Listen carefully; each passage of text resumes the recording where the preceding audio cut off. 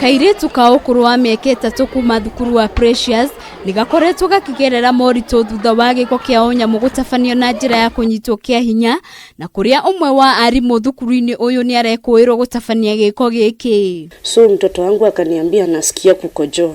Nikamwambia mami, si unajua kwenye poti iko, tukimbie tuende kwa poti.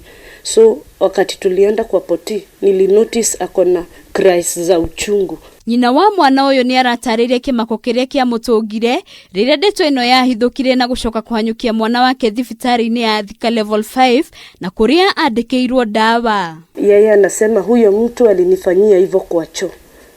So haja identify, tukienda shule ako scary, yani hata haezi ongea, ako na uoga. Ni kama alisema asiseme, aliambiwa asiseme. Undu wake hani ati mwana uyu no arathi nambere na kura na agakorwo na moritũ hĩndĩ ĩrĩa arathi bata. Mimi naomba tu haki ya mtoto wangu ipatikane, sababu mtoto akiwa this age bleeding a whole week, it's so painful for a parent.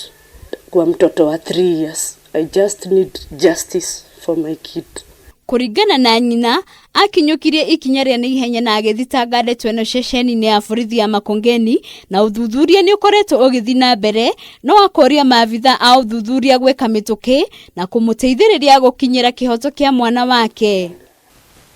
Igeria ritũ rĩa kwaranĩria na arũgamĩrĩri a thukuru ũyũ nĩ rĩringĩte ihiga kuona nĩ mararegire kwaria na andĩki a mohoro. Mtu anaenda wa mama. Handũ-inĩ ha Kameme TV, Getwo Wambui wa Maina.